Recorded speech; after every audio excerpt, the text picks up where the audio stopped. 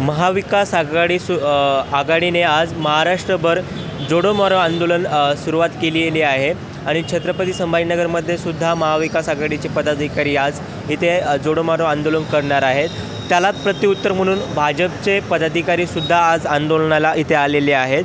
क्रांती चौकमध्ये दोन्हीही गट एकमेकांना भिडू नयेत त्यामुळे मोठ्या प्रमाणात पोलीस बंदोबस्त करण्यात आलेला आहे। आपण पाहू शकतो की पोलीस तुकडी सीआरपीएफ तुकडी अशा दोन तुकड्या इथे लावण्यात आलेल्या आहे आणि मोठ्या प्रमाणात इथे पोलिसांनी बंदोबस्त केलेला आहे।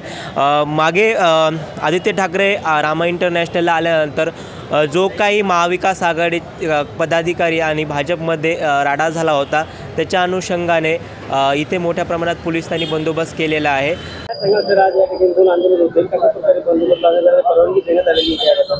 बंदोबस्ताला इथे कोणतीही परवानगी देण्यात आलेली नाहीये। कायदा व सुव्यवस्थेच्या अनुषंगाने पोलीस प्रशासन आम्ही इथे डिप्लॉय केलेलं आहे। पोलीस प्रशासनातले आरसीपी इथे आम्ही डिप्लॉय केलेला आहे।